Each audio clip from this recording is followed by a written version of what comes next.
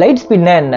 எதனால லைட்டை விட வேற எதாலையும் ஃபாஸ்டா போகவே முடியாது? சப்போஸ் அப்படி லைட்டை விட ஃபாஸ்டா போனா என்ன ஆகும்? லைட் ஸ்பீடுன்றது நம்ம யூனிவர்ஸோட speed limit, one of the fundamental laws of the universe. சரி, எதுக்காக இந்த லா இருக்கணும்? ஏன் லைட்டை விட வேற எதாலையும் ஃபாஸ்டா போக முடியாத மாதிரி இந்த யூனிவர்ஸ் கட்டமைக்கப்பட்டிருக்கு? பிகாஸ் இதனால தான் எல்லாமே கரெக்டான ஆர்டர்ல நடக்குது. காஸ் அண்ட் எஃபெக்ட் லைட் ஸ்பீட்குள்ள இருந்தா தான் நடக்கும். அதாவது காரணங்களும் அதனால வர விளைவுகளும். சப்போஸ் லைட்டை விட ஃபாஸ்டா ஏதாச்சும் டிராவல் பண்ணா அது முதல்ல எஃபெக்ட்டை தான் எக்ஸ்பீரியன்ஸ் பண்ணும், காஸ் அப்புறம் தான் வரும். ஃபார் எக்ஸாம்பிள், ரெண்டு கார் ஸ்பேஸ்ல லைட்டை விட ஃபாஸ்டா டிராவல் பண்ணுதுன்னு வச்சுப்போம்.